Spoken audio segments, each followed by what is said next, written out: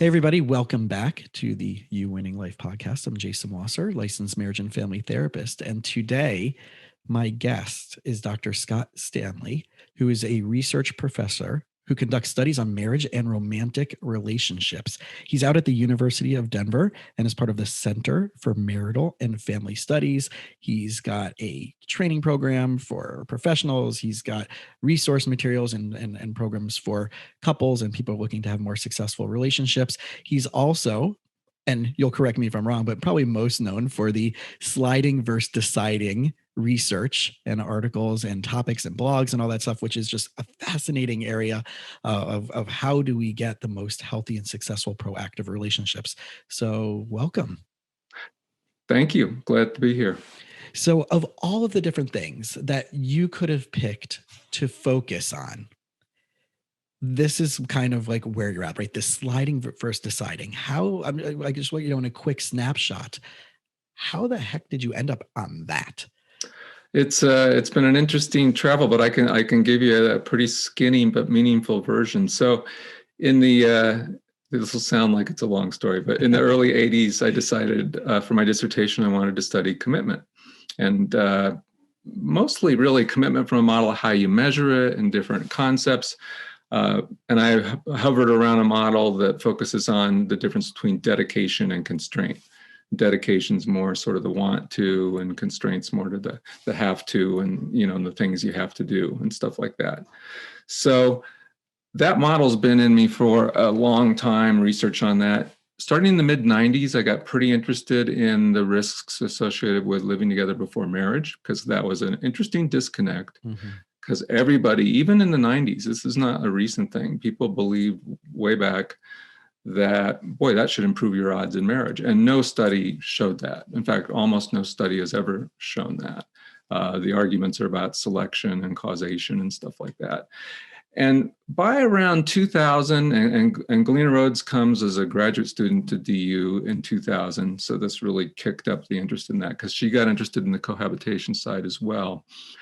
I had also had a theory growing through the about 95 on about just how ambiguity was everywhere and just growing. And I think, is nothing then compared to now in terms of the ambiguity of relationships and sort of the dating and mating stage.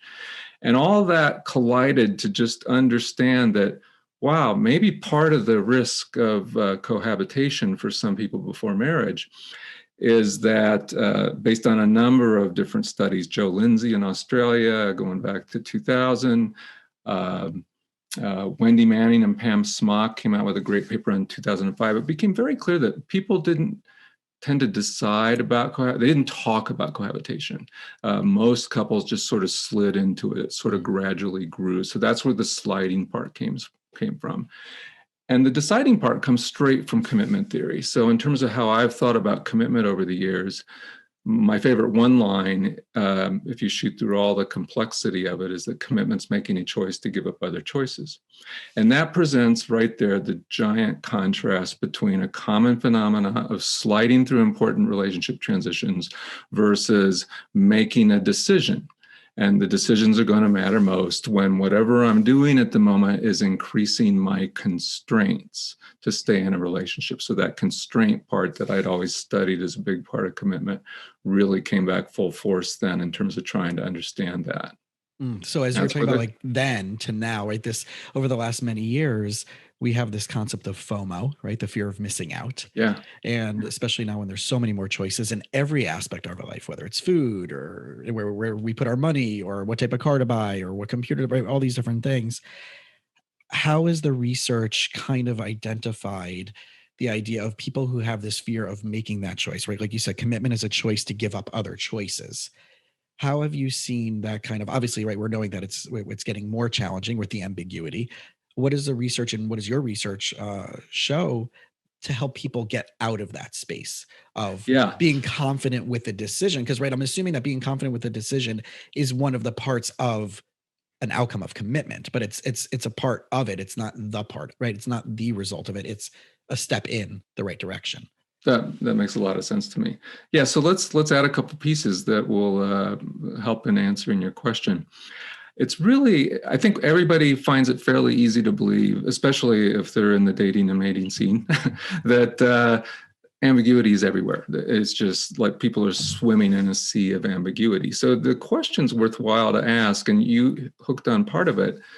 As people marry, and many people are just not marrying, but a lot of people still are marrying, but they're marrying later and later and later and later in life.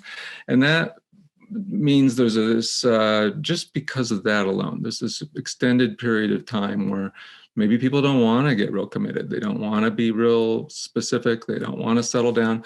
My big point there was, it's interesting to think about the different causes of ambiguity, because for some people, it's just pragmatic. I've decided, they may have even decided, I'm not settling down until I'm 30. I'm 24. I don't want to be clear with anybody, because clarity is going to end a lot of relationships if I know that I'm not planning to like really commit to anybody until there's people like that. The other group that I thought the most about, though, and this comes partly from being of a certain age to have grown and lived through sort of the divorce revolution, in the late 60s, 70s, and through the 80s, where, divorce was nothing in the 60s and just exploded.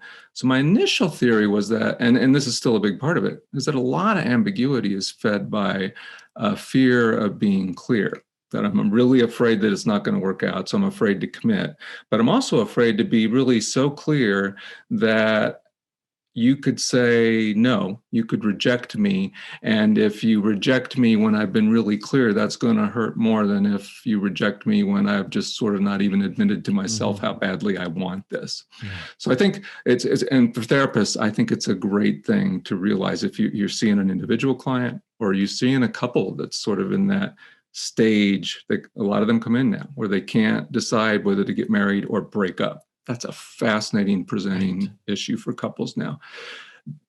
Assess and think about, well, what's the ambiguity about? They're in this ambiguity. Is it motivated by something they're protecting, which could be what you started with, just I'm just protecting missing out. I'm not ready to settle down. Or am I protecting something more in terms of emotional security and attachment and a fear of being rejected? Right. And the trauma that might have come from that previously that they're building up to cause them to where they're being stuck today. And one of the things that I love doing with my couples that I've been actually borrowing from my entrepreneurship journey on that side of that I'm weaving back in is the idea of values-based decision-making and core values. And that you have to see yourself as a brand. And if you do a joint venture with someone else, you have to decide what the brand is now going to look like, because it can't be relationships are not a corporate merger. They're right. It's it's kind of like when when Zico coconut water was bought out by Coca-Cola. Like, how does that represent their brand? And now of all the brands that they're dumping that they just announced, Zico is one of those brands that they're dumping, because you don't think of like healthy coconut water and Coca-Cola as a thing. So the core values have to be there, right? Yeah. So I have my clients do this, especially for couple. Every single client I have them do this within the first 2 to 3 sessions as homework to get this clear. Is what is their personal core values that on a daily basis, when they're making the bigger decisions, they have their list and they have a binary yes or no before the emotions kick in. And we're going to get into that, the biochemistry and the physiology in a second, right? Okay, can I pick up on that? Please. Yeah. I think that's wonderful, because especially and therapists see a lot of individuals these days who are sort of in this game, they're trying to figure this out. Helping somebody figure out what the most essential parts of themselves are in terms of what they're looking for is really crucial. And I think that sort of emphasis on differentiation and understanding, and also it hooks right into the importance, especially, just want to complete a thought from earlier to add to this thought. One of the problems with ambiguity and sliding, and how prevalent, and sliding can apply to all kinds of transitions. In our model, what we really mean by sliding that's dangerous is when you're losing options before you made a choice. You're sliding through something that's actually going to constrain you. You may not see it at the time. So if you think about the contrast between, if I'm making a commitment, I know I'm choosing to be constrained. I'm choosing something among all the things I could choose. That's the essence of the choice of commitment. When I'm sliding, I'm also giving up some other paths or giving up some flexibility, but I'm not letting myself see that I'm doing that. I'm not owning it. I'm not thinking about it. Right. So back to what you said, if somebody knows their core values or the core things, I think people overemphasize the like 20 things they have to match on. No, I say 4 to 7. It's a smaller list, and it should be the big stuff. Like, how do you feel with this person? What's your, do you want kids? What's the most important values to you? What values do they need to share with you? It's that stuff. Because if somebody doesn't understand that stuff, they're less prepared to even understand where they're sliding into a situation where they're not going to get that stuff. So that's great. Right. I think, that's the default network that's kicking in of unfinished business, family of origin, intergenerational themes, trauma, so forth. Repeating patterns. Repeating patterns. Right. And I had a session like that this morning with a spouse of one of my clients. And it was like, you heard the brain shattering, and it was so exciting. And then the client was so excited to go through that process of intergenerational stuff that they're bringing to the table. Yeah. And so I taking that to the next step, right? So I look at it 2 ways. One is, what are the core values for you? Right. And I want you and your partner both should identify what your core values are. Because like people always talk about this, and I use this example a lot. There was a Match.com commercial a bunch of years ago. I don't know if you remember this. And it was in New York City, and they're asking her if she wanted to join Match.com. And I think she was Australian. And she's like, I don't know. And he's like, well, what are you looking for? She's like, I don't know, someone funny and nice and kind. And I'm thinking, like, who doesn't want that? Like, that should be should be a given. That's not the high bar. That should be the barrier to entry.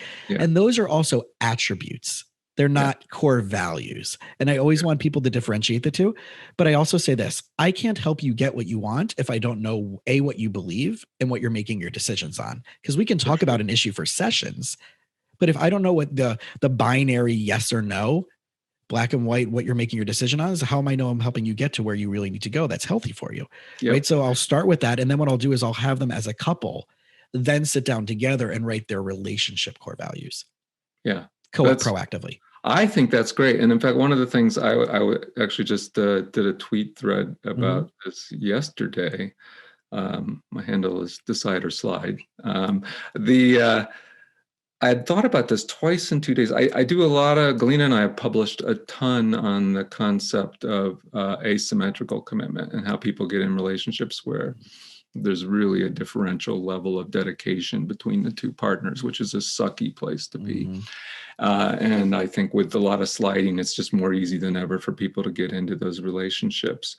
But I was thinking in 2 days in a row, so I figured, well, I should tweet about this, that people, just like you and I talked, and we just had a moment of clear agreement there, people are trying to match on a whole bunch of dumb little things, maybe not even understanding the important things. But one of the things, if somebody, and I don't presume anymore, 20 years ago, I would have presumed this happily in any conversation. I don't presume this anymore. But if somebody wants the lifelong, long-term committed marriage, if they want that, they do need to be searching for that. They need to be searching for somebody that has that value of it's long-term. You're choosing to really work at making this work and give it a go.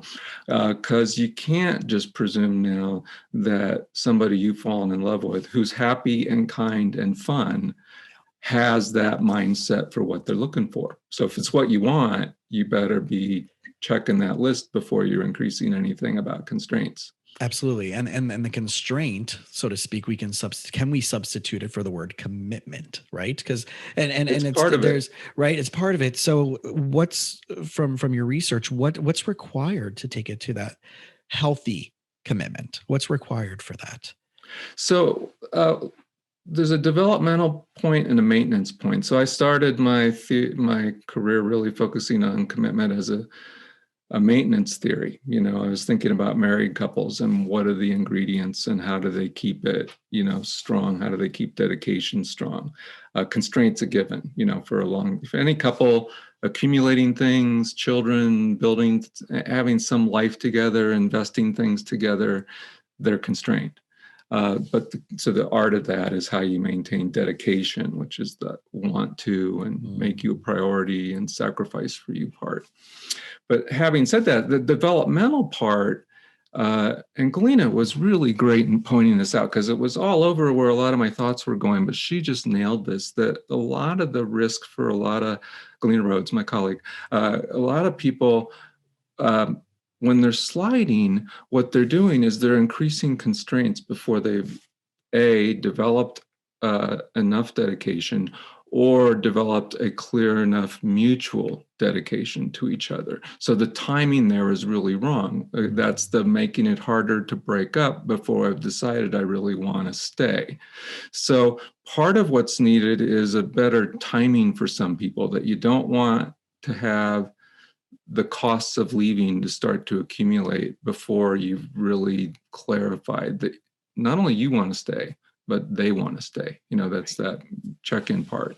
It sounds like a little bit from that perspective is that sometimes they're trying to be overly helpful to the other person as an expression of showing love and commitment. Oh, that happens too. Yeah, that's what I'm hearing from that. Yeah, no, there's even Samantha Joel has a study that shows that, and it hooks right into a lot of kinds of things that we talk about. Because in one of her studies, she talks about some subgroup in the study where they actually, in our way of thinking, they got that, they probably slid through some things, the constraints increased, they're undoubtedly living together. But the dedication isn't so high to really sustain the long-term great thing. And there's plenty of people in that scenario that some are staying because of finances. They don't have good options. Some are staying because they fear nobody else would want me. But what she identified, she added one, and I've tried to measure this before too, so I've thought about this, but some are staying because they care a lot for this person, but they don't actually really love them. And it's sort of a pity thing, which is pretty pitiful. But if they're not aware enough of that, how do you differentiate? And I know this wasn't necessarily something that I was thinking of asking, but you're leading me there. How do people differentiate between love being an emotion that's an outcome of action, right? That it's no different, that you don't always feel love, no different than you don't always feel anger or disappointment or happiness or joy or frustration.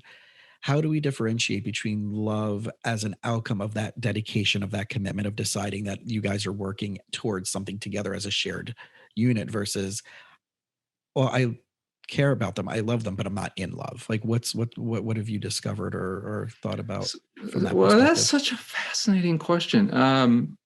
Yeah, we got into a really interesting thing right there, because I want to say two things at the same time. You want to be in love, and you want a commitment based in love, but it's also just fine if on a lot of days it's more the other. Because Jamie Lee, I just read an article about Jamie Lee Curtis's marriage 2 days ago, and the article's been around for a couple of years, and it goes back to some great quotes she had, and she has this really fascinating story. I think she's been married, it's approaching 36 or 38 years now, so it's a long time for Hollywood, right?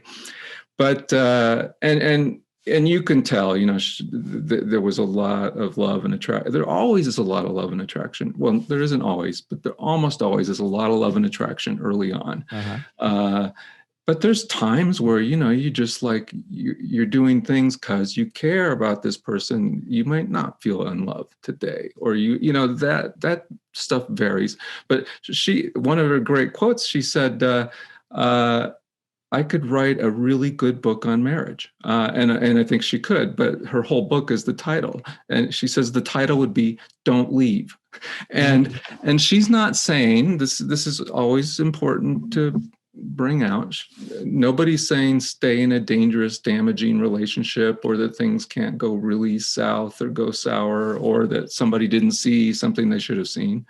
But beyond that, there is something to be said. If a person wants the long-term investment and what you can build together, which leads to a kind of intimacy I want to talk about for just a moment, there's times where you are toughing it out. And What I think happens to a lot of couples today that's sort of sad, if they slid through a bunch of milestones early on where it wasn't clear decisions, I think there's kind of a little bit of a doubt whether, well, why am I actually here? Yeah. I never really decided to stay. I just got like on this train, which is real different. I think like what Jamie Lee Curtis is saying is, I really chose this guy. I decided this. I made a choice to give up other choices. And there's some days she's kind of admitting she'd like to get off the train, but she's saying the secret is don't leave, because there's this investment. And let me comment about this because I'll forget about it if I don't say it.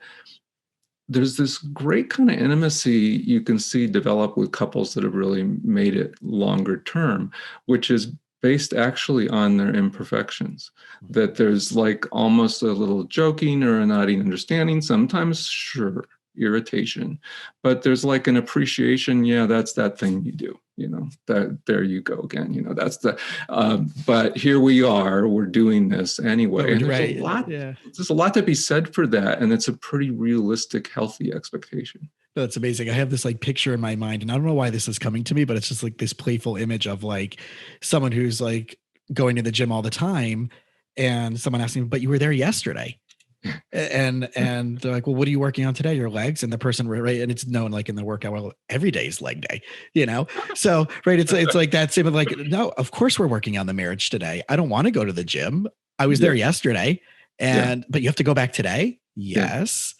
If you want the results, right? Go ahead. Yeah, right. So I see like, and I heard this in a different context, but I really tie this into relationships, is that we shouldn't look at it as us being in a relationship. We should look at it and maybe start defining it as relationshiping, that it's the active process. It's a daily act. It's getting up every day. And I would add, that just works out better for people when they have a clear anchor, somewhere that I really chose this, as opposed to I slid all the way up to being in front of the therapist right now, which I think we see a lot of couples that, that are that way now today. In fact, a little comment to therapists, I think in terms of thinking about dedication and constraint and the timing and sliding and things, I think it's an immensely valuable exercise now for couples therapists to take a little history on the development of commitment. Take a little, what happened here? And what you're listening for is where constraint got ahead of dedication. And what you're listening for is whether one or both, it's more often going to be one of the two, didn't ever really exactly decide to even be there. And now they're sitting on the couch in front of you. And that's worth thinking about, how you would help them construct a sense of choosing to do this, to get back to that daily thing, the relationshiping. How would you choose now, even if you sort of didn't get in the choosing line before? Yeah. And one of the questions I asked yesterday to a new client who was telling me about like, 8 years ago, and we got together, and it was immediate, it was pretty quickly after my previous relationship. But now we're just like, we're two different people, and I don't think we look at things the same way. And this really bothers me about them. And I didn't realize it was going to be that bad, right? I love when they say, I didn't think it was going to get that bad. I thought it was an issue, but I didn't think it was going to like, and I said, well, how far into your dating did you acknowledge this? And say like, this is not my worldview, and this is just not how I live life and what I expect for life. And he responded like fairly quickly. And I'm like, and why is it 9 years later that you're finally addressing it? And what were you afraid of would happen if you did then? Yeah. And what was your assumption about why it wouldn't change or evolve and get bigger? So I think that's something that's really important that we do need to put out. And I'd add a question in that loop. And in the very way you're thinking about, you're sort of starting to diagnose something with that new client, I would ask, hey, when did you start living together? Right. Because very quickly. I asked that, right? Because it was part of the, and you were in my mind in the back of your right. Because the problem for some of these, not for all of these couples, but for some of them, it's who they would have chosen anyway. But for some people, they started living together so soon, or it was such a slide without a clear sense of who are we and what are we doing, that for some of them, I mean, this is really essentially what Galina and I predict, and we have a lot of evidence that this is true. It's just hard to pick out the specific individuals. But overall, it's undoubtedly true that there's a lot of people that started living together, or they got pregnant early, or that, they got constrained so soon. They're not sitting there in front of you with the person they would have chosen if they hadn't have slid through whatever that transition was that really locked them in. Right. So it sounds to me like it's reactive circumstantial decisions versus proactive game planned. One of my clients said, like, wait, so I'm supposed to like pretty much try to game plan and create a playbook for as many different possibilities before they happen as possible. I'm like, I mean, if you do it in your company, why aren't you doing it with your wife? Yeah, that's funny. That's a Right. great comeback. So, Yeah, right. Why don't you have, like, when football players go and they watch video of the team that they're playing next week, right? And seeing what, they don't know what the person's actually going to do, but you have prediction, right? And if you know that these are the problems that you're going to face as a parent, that's the problems that your friends are facing in a community or in a school or whatever.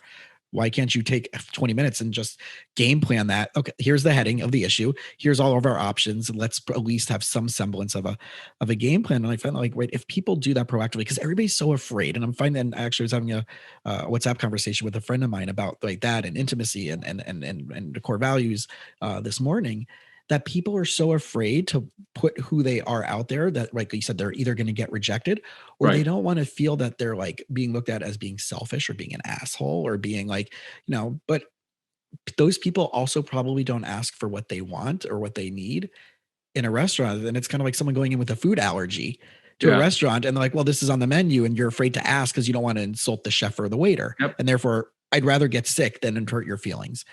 And I think this lines up with all the work that we've done on asymmetrical commitment.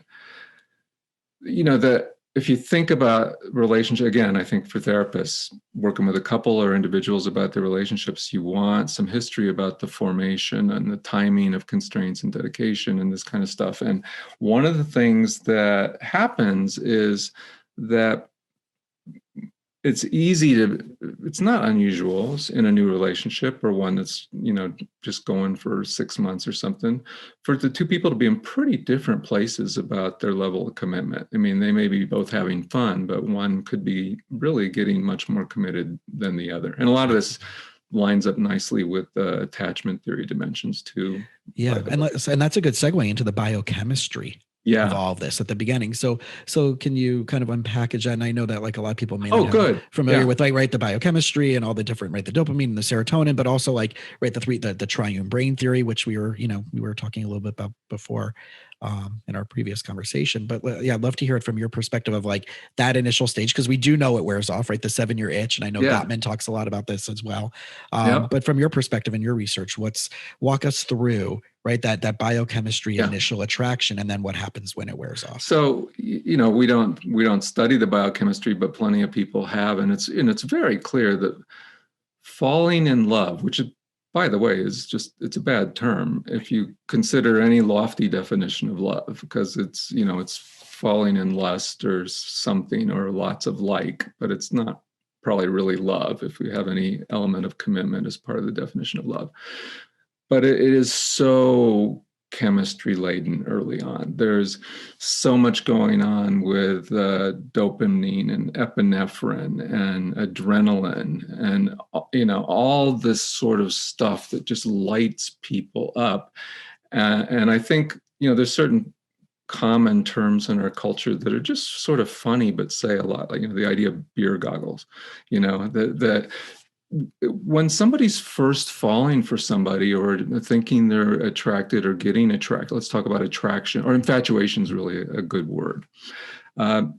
You can't see clearly. You're on drugs. You are literally, you may not have taken anything extra, or some people may have, but or at least alcohol is often in the mix these days. Well, you are in Colorado, so yeah. So you're on drugs, even if you don't take them, and you're not seeing things carefully, which means if somebody's serious about making a good choice and lining up well, they have to at least you'd hope for a little bit of a rational part of our mind that could give ourselves enough time not to get overly locked in by things until we can see a little more clearly. Because we should just assume, if you're falling in love with somebody right now, somebody listening to this, you're just falling in love with somebody right now, you're not going to see them clearly for quite a while. This is also, and you see all these things, Jason, the same person, they might decide, yeah, that makes sense. That makes sense. I said, well, one of the things you could do is you could ask, if you have a good friend, you could ask a good friend, hey, what do you think I'm not seeing? People don't want to do that though either. Or they'll ask just the friends that are going to give them the answer that aligns with the chemistry, not the answer that, he actually seems a lot like the last guy that had a zillion red flags, and I already see a couple and you don't. A lot of people, they don't really want to hear that, but that's asking for trouble. Yeah. I was at an event a couple of years ago, and there was a female from our social circles that had that reputation with dating those same guys over and over again. And I remember she was venting to me about something, and I'm like, well, all these guys, all they want is like sex. And I'm like, okay, so my question to you is, date 1, 2, or 3, did you sleep with them? Yeah. And she had no response. Yeah. So let's add that to the so it's just total, there's electricity all over the place anyway. And unless the sex was terrible, well, even actually, even if it was bad, this is the other thing that happens these days. So if people are marrying, let's say the people that are going to settle down in marriage, they're marrying like around 30 now in American culture. So the average age is it's just 30 now for men and just shy of that for women. This gets to this experience question that I know you and I could talk a little bit about. That if somebody's really, if that's their plan, people are not in relationships between 16 and 28, and then they're going to magically like turn on the relationship thing. Obviously, they're in a lot of relationships, and there is an uncomfortable truth in that people have to actually, well, they don't have to, but they would be wise to think a little bit about, well, how much experience do you actually want to get? And what sort of experience do you want leading up to when you might settle down? Because if you haven't made any decisions about that or don't have any sort of framework for that in the first place, it's pretty easy to like have had a whole lot of relationships that didn't work out. And then, well, what have you learned from that? And it might not be some good things. Right. Some people learn, but a lot of people don't learn a lot from the relationships. It's coming to mind. There's a great YouTube video of Dr. Abraham Tversky, who was big in the addiction, right? But he was talking in one of his things about fish love.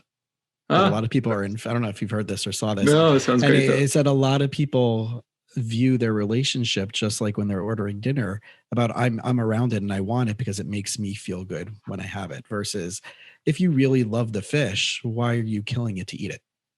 Yeah. Right. No, I love fish, or I love, right, whatever, steak. Well, or I love cat, right? But if you really love, right, which is it how it makes you, right? It's a different equation. Like, oh, is this somebody I could actually sacrifice something for? Right. And would sacrifice something for me. I was. This was a great anecdote, and some of the stuff I would like to say, and I do believe this, that some of these things are less gendered than they used to be, but there's still, if you're into the one of the strongest differences between men and women that still holds up super reliably, even as a lot of other things maybe aren't quite there or fade away, is the willingness to have sex with somebody that you hardly know, or quickly in a relationship, or casually. That's just a big difference. And so plenty of women are on the fast track there, but many more men would be if they're able to be. And that's an important thing to realize, because and whether somebody's, gay or straight or whatever, they should think about where are they at in the spectrum of what meaning they attach to sex. And they should not assume that whoever they're with or attracted to at this time has the same attached meaning to what having sex with you is, because that's a pretty giant disconnect for some people, and it's a painful one to figure out later in terms of the asymmetry. When it's really not there, then it's you're living a chapter in the "he's just not that into you" book, and that's a painful place to be. Right. So then how does one know, right, that if it's something serious versus this ambiguity, right? This was the story This I was was the going story. to Yeah. Yeah. So I was, Galena and I and colleagues have developed a relationship education program. We have Howard Markman and I have worked on ones for years for couples, but this one's for individuals. And it's used especially with people from disadvantaged backgrounds and things like that. And early on, we were going to different groups and piloting things and learning things about what we should cover. And it's a lot of this kind of sliding deciding stuff and safety. In all of our things, we talk a lot about emotional safety, physical safety, commitment safety, these different kinds of safety. So I'm talking with this group once, really disadvantaged folks. And the group was all women and one guy. I don't know how the guy actually got in the group. It was a government program. But I asked them, I said, how do you know if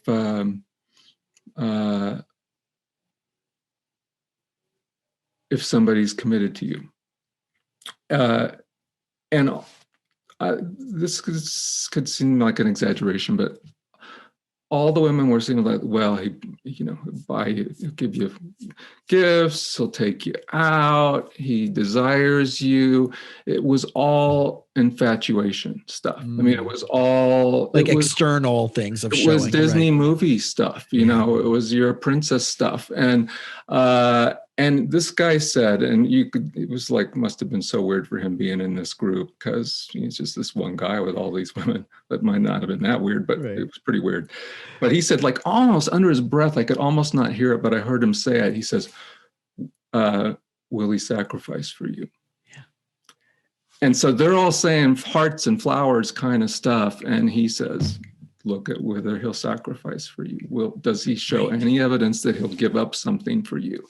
That he'll even like go to the show you want to go to instead of it's always the one he wants to, or do the thing you want to do, or will he sacrifice for you? Right. And will he celebrate your wins that have nothing to do with yours?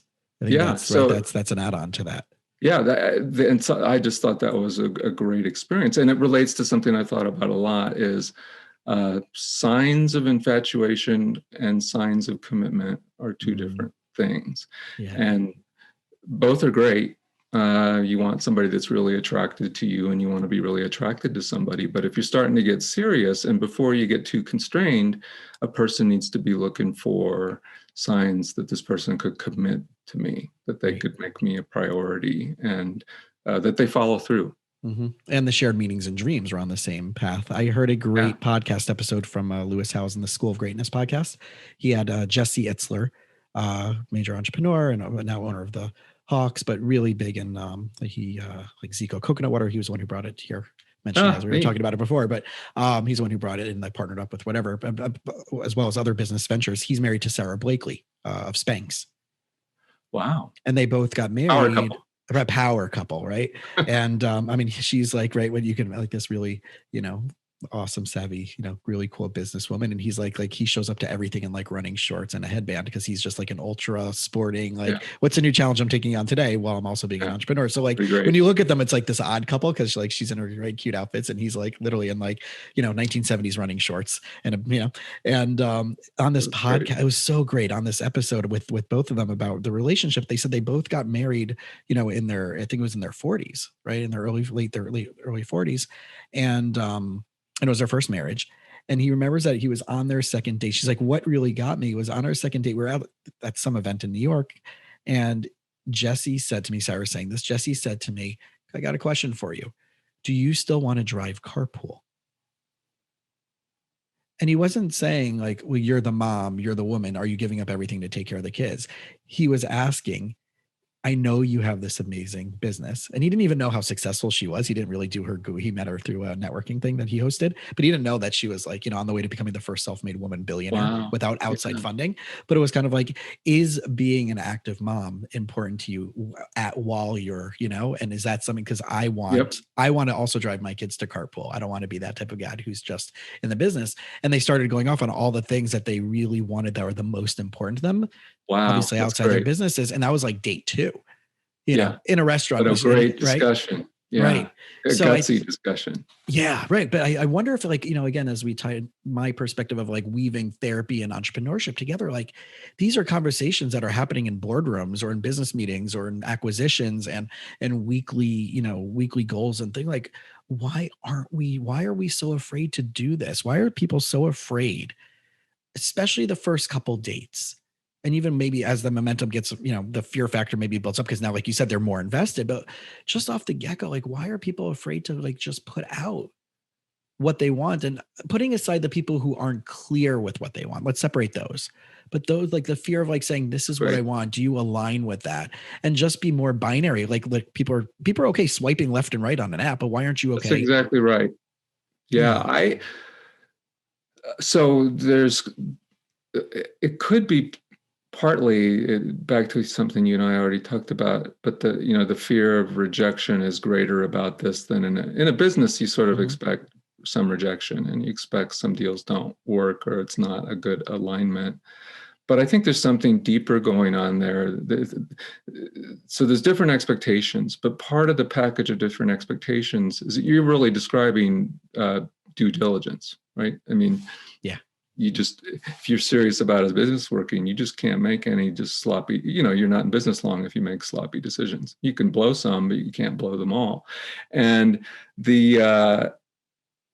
but a due diligence model is such not a romantic story model. So, and I think people are still really want the romantic story. They want to be swept off their feet. They want the movie ending and all that kind of stuff. And that's that path. If it doesn't include any due diligence or at the right moment, it's the timing of due diligence. It's not like you don't do that most people wouldn't do that on the first date, it's great. You described that as that's a couple, they know this could go somewhere. So the second date, that's an appropriate conversation. Right. But there's a lot of people that, there's a lot of distance between asking somebody on the first date, how many kids do you want to have with me? Right. Versus, hey, it's 8 months in, we've been living together for 3 months, and I have no idea whether you even want children or want to ever marry. And I'm more concerned about that at that point than like on the first or second date saying, are there children in your life, like siblings or cousins? Like, do you like hanging out with children? What's your right? Those type of things where you're going from a very macro. Yeah. Right. Yeah. And you're being an investigative reporter, not a judge, jury, and executioner. And one of the things the Disney concept is I would love one day for, how Disney's now starting to like put a caveat on some of their movies. Like, at the time it was created, there was some culture and right. So, they're kind of caveat. I would love for them to, instead of have all the movies that say, and they lived happily ever after, to change that and said, and next month they had their first couples therapy session. Yeah, that's great. And that's and then because of that, they had their happily ever after, right? I've thought about this. Not only do movies do that, but you see very few movies where they really show the long-term couple working it out. Every now and then you get one. Every now and then you can see it. But even I'm a big Jane Austen fan, although I haven't been reading and thinking a lot about it for a while. But there's so much in Jane Austen that speaks to these same things. Especially my favorite book is Sense and Sensibility, because it's just, some of the stuff's just hilarious, and it falls right into like things that we talk about in terms of ambiguity and clarity. But if you think about, if you know any of the Jane Austen stories, or you think about them, they're really popular movies, they're really popular books, and none of them go beyond the commitment point. I mean, they're all about getting to that point. And Jane, I think, has a lot of wisdom about getting to that point, because every one of her books is sort of like the dilemma about falling for the wrong man and finding and choosing the right man. So they're all about like the pitfalls of the choices. And the married couples in her books are all, some of them are really healthy and strong and some of them are not. So yeah, she does that. But the story stops at where it actually gets hard. So, and that's what you're describing with the Disney movie. They could also just have an ending at the end. Well, now life gets harder and, Well, it's like, I think 10 Things I Hate About You from the 90s. I think that was based on one of the Jane Austen books, where it's like, it's the bad guy and she, has this really nice guy, and then she ends up falling, right? Which one does she go for? Is it she falls for the bad, right? And like, tries to reform him and make him the bad, right? All those different things. It's like, there's so much like that. People are going into these relationships where I like you, but now change. Yeah. Yeah. So there's two big misnomers. One is that I'm going to change you a lot. And the other is, well, this is not a healthier expression of that. It's not a solution to that. The people that are looking for the soulmate in the sense of like the perfect partner.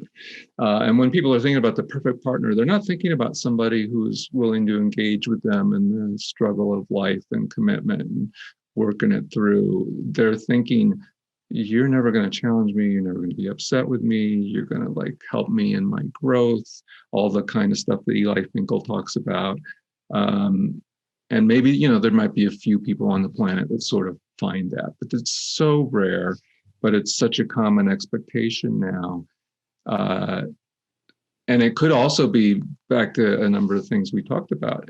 If that's so much what people think they need to have for it to work, maybe some people don't ask enough questions that they should ask because they don't actually want to know that there's anything imperfect here. They're living in the chemistry, things are moving along in some way. Why would I kick the tires? The air might go out. And at some point, maybe you don't kick the tires in the first 3 dates, but at some point you should be kicking tires. You should be checking. So what are some of the things, just like if you can bullet point, like if these are some of the things that have shown up in your life, you probably should go to therapy before you move into either a dating relationship, or if you're in a relationship already, whether you're not yet married or you're married, these are the things that you should definitely, like, these are the things we found that kind of indicate that you might not eventually be on the right path, or, it can take you towards. So what were some of those? So one would be a history of a lot of partners, a lot of relationships that didn't work, especially, if you went through a number of relationships where you like got to know them enough and decided you're not the one. That's one thing. And some people don't go through enough relationships, by the way. Some people don't check out enough part. You can go too far and you can go not far enough in sort of due diligence in that way in terms of a search.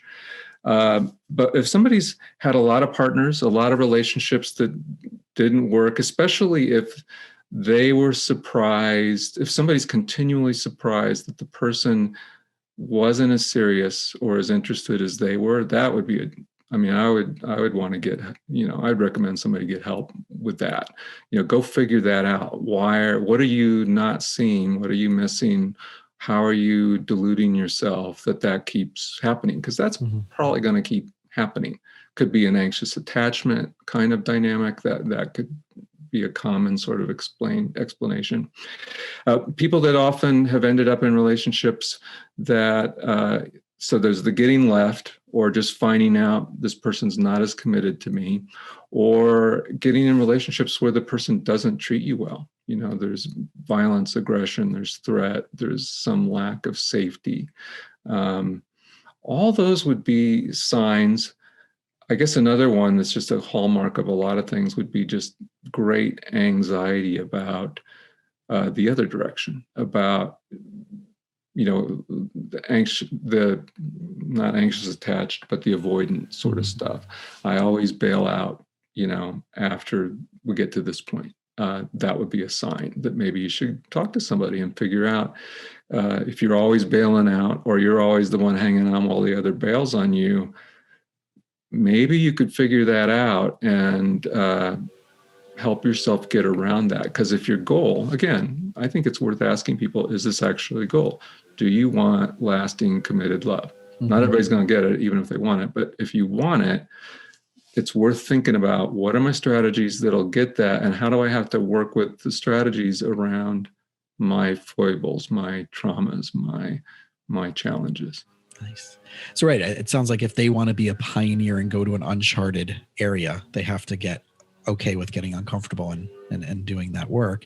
Yeah. Which leads me to the last question that I have is, as you've been a pioneer and going into places that other people necessarily haven't done, and now it's been come back around that, this is now a thing in our field and recognized, what difficulties did you, difficulties and controversies have you and your team had from where you started to where you are now that may have been, difficult for you guys to get through about this whole topic and theme? I think I don't feel like we've had a difficulty getting through on this topic and theme in terms of speaking with other people. We've had the good fortune of being really curious about these dynamics as they were just unfolding and getting really powerful. So I think that's not a challenge. To me, this is the best version of that question I can come up to with that question. I think for me and my colleagues right now, and I've noticed this just recently, especially me, I'm always adjusting, but I'm adjusting more now.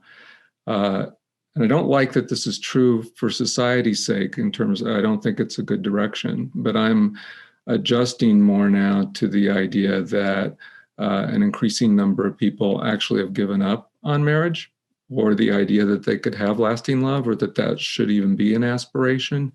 And you'll notice I did it a couple times today as we were talking. I'm increasingly working that into how I describe things, in that I'm not assuming anymore, but this has been an adjustment. I'm not assuming anymore that everybody I talk to even wants that. Some people, maybe, I think most people still want that, and most people benefit from that, but not everybody wants that. Some people can even articulate, hey, I'm up for serial monogamy, or I'm up for not even monogamy, I'm just up for serial. People can say that, and it's been an adjustment in my thinking and how we talk to groups and audiences, to just allow that there is a lot more diversity in what people want now and what they can recognize that they want and how they might get it. And as counselors and therapists, or people that develop programs for individuals and couples, we have to think about who's really in the room and who's a customer for what. And I think part of it also has to do with how well can you over communicate that. Right. And I really do stress the over communicate, over express, because the worst thing they can say, they can never then say, but you didn't tell me. And then it's on them, right, about what the decisions that they make for all that stuff. So since we're talking about the theme of over communication, I would love for you to share all the different things that people can get in touch with regarding what you're doing, where they can find you online, some of the programs. Great. So a couple of different resources for different kinds of listeners. I'm fairly active on Twitter. My handle is Decide or Slide. I have a blog I've been writing for many years. There's actually a couple different outlets. If people follow me on Twitter, they'll get to where the articles are that I come out with at any given time. But the main one is called it's Sliding versus Deciding. It's at slidingversusdeciding.com. With just the VS, although I think I have the versus URL too. So I'll write about, and this is a lot of stuff you and I have just talked about, are the things I talk about most on that blog. There's a similar one with the same title at Psychology Today. So sometimes I'll post both places, sometimes just one, but they can follow me on Twitter. The other whole side of my life, I'll just comment on. My colleague Howard Markman and I started a business in the 90s where we disseminate relationship education, and we do training in working with couples, in how to teach people how to, skills, dynamics, commitment, strategies for building stronger relationships, marriages. That's PrEP, which stands for the Prevention and Relationship Education Program. They can find out a lot more about that at prepinc.com. And then just two other quick things, since you gave me the opening. We've been building some training courses in another site, which is called Prep Online Training, preponlinetraining.com. One of the courses that your audience might be interested there, we have a 12-hour CE course for therapists there.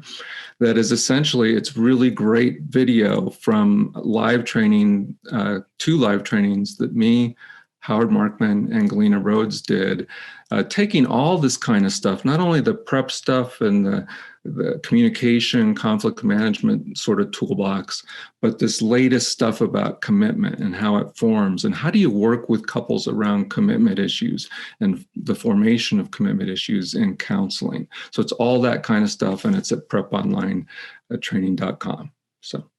That sounds so amazing. So, right, everybody out there who's been listening, whether you're trying to make your relationships better and deeper and more authentic and more proactive, there's good stuff for you there. If you're on the clinician side, right, we also have that other side. But I want to thank you again for joining us. It's always exciting to talk about not just the how to make it better, but the research and the science and the neuroscience. I love the whole neuroscience side.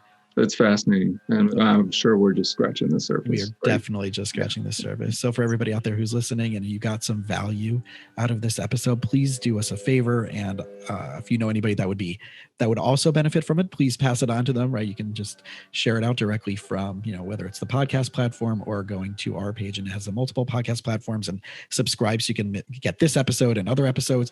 But also do us a favor, if you can leave a review for us on iTunes. Massively helps us get in front of other people. More people get this incredible knowledge, as well as like the time that all of the guests have committed to being here to share this information. And that's a little bit of thanks that we can get to help give and share this information more that we're so passionate doing. So Dr. Scott Stanley, thank you again for hanging out with us today.